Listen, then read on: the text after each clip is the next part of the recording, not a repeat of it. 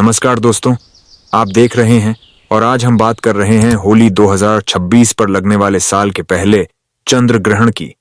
लेकिन इस बार हम इसे पूरी तरह सनातन दृष्टिकोण से समझेंगे। वैज्ञानिक तर्क, आधुनिक विश्लेषण और शास्त्र, परंपरा तथा धर्म ग्रंथों के आधार पर पूरी जानकारी के साथ लगभग 5 मिनट की इस विशेष प्रस्तुति में आइए समझते हैं। ग्रहण का आध्यात्मिक अर्थ क्या है? सूतक क्यों लगता है? होलिका दहन पर इसका क्या प्रभाव है और इस समय क्या करना चाहिए? चंद्र ग्रहण का सनातन अर्थ। सनातन धर्म में ग्रहण को केवल खगोलीय घटना नहीं बल्कि दैवीय संकेत और ऊर्जा परिवर्तन का समय माना गया है। पुराणों के अनुसार समुद्र मंथन के समय जब देवताओं और असुरों के बीच अमृत बंट रहा था, तब एक असुर ने छल से अमृत पी लिया। तब भगवान विष्णु ने सुदर्शन चक्र से उसका सिर काट दिया। उसका सिर राहु और धड़ केतु कहलाया और तभी से राहु केतु समय समय पर सूर्य और चंद्रमा को ग्रसते हैं, जिसे हम ग्रहण कहते हैं। यह कथा अधर्म द्वारा प्रकाश को ढकने के प्रयास का प्रतीक है। ग्रहण को अशुभ क्यों माना जाता है? शास्त्रों में कहा गया है कि ग्रहण के समय वातावरण में सूक्ष्म नकारात्मक ऊर्जा सक्रिय होती है। इस दौरान मन अशांत हो सकता है, साधना का प्रभाव कई गुना बढ़ जाता है और मंत्रों की शक्ति अधिक फलदायी होती है। इसलिए इसे संवेदनशील काल माना गया है। सूतक काल का महत्व। चंद्र ग्रहण से 9 घंटे पहले सूतक काल शुरू हो जाता है, जिसका अर्थ है शुद्धता और सावधानी का समय। इस दौरान मंदिरों के कपाट बंद कर दिए जाते हैं, मूर्तियों को स्पर्श नहीं किया जाता, भोजन ग्रहण नहीं किया जाता और नए कार्य शुरू नहीं किए जाते, क्योंकि मान्यता है कि वातावरण की सूक्ष्म तरंगें प्रभावित होती हैं।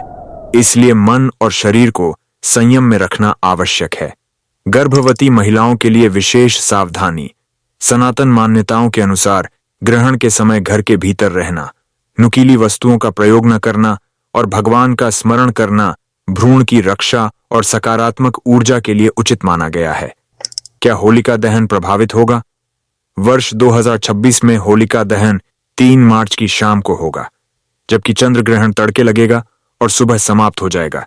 इसलिए होलिका दहन ग्रहण से प्रभावित नहीं होगा, परंतु भद्रा काल का ध्यान रखना आवश्यक है। भद्रा काल का महत्व। शास्त्रों में भद्रा को क्रूर काल माना गया है और भद्रा के समय शुभ कार्य, विशेषकर अग्नि संबंधी कर्म जैसे होलिका दहन नहीं करना चाहिए।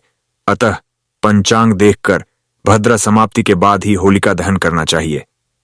होलिका दहन का आध्यात्मिक अर्थ। यह अहंकार के दहन, अधर्म के अंत और भक्ति की विजय का प्रतीक है। जब प्रहलाद अग्नि में बैठे और सुरक्षित रहे तो संदेश मिला कि सच्ची श्रद्धा की रक्षा स्वयं ईश्वर करते हैं। ग्रहण के समय क्या करें? मंत्र जाप करें। एयूएम नमः शिवाय या गायत्री मंत्र का जप करें। ध्यान साधना करें। भगवान विष्णु या शिव का स्मरण करें। ग्रहण समाप्ति के बाद स्नान करें और दान पुण्य करें, क्योंकि कहा जाता है कि इस समय किया गया जप कई गुना फल देता है। क्या न करें? भोजन कम करें, सोयो नहीं, अनावश्यक कार्य न करें, क्रोध और विवाद से दूर रहें। यह आत्मचिंतन का समय है। ग्रहण और कर्म। शास्त्रों में इसे कर्म शुद्धि का अवसर माना गया है, जहां सच्चे मन से जप, तप, दान और प्रार्थना करने से पाप क्षीण होते हैं और पुण्य बढ़ता है। संक्षेप में, पहला चंद्र ग्रहण 3 मार्च 2026, सूतक 2 मार्च शाम से, होलिका दहन 3 मार्च शाम, भद्रा के बाद होली 4 मार्च 2026 और ग्रहण साधना व आत्मशुद्धि का समय है। समापन। सनातन धर्म हमें सिखाता है कि हर घटना का एक आध्यात्मिक अर्थ होता है। ग्रहण भय का नहीं, जागरण का समय है, अपने भीतर झांकने का, नकारात्मकता जलाने का और होली की अग्नि में अहंकार का दहन करने का। आप सभी को होली 2026 की अग्रिम शुभकामनाएं। ईश्वर आपके जीवन में प्रकाश और सकारात्मकता बनाए रखें। ऐसी ही धार्मिक और सनातन ज्ञान से जुड़ी जानकारी के लिए सब्सक्राइब करें।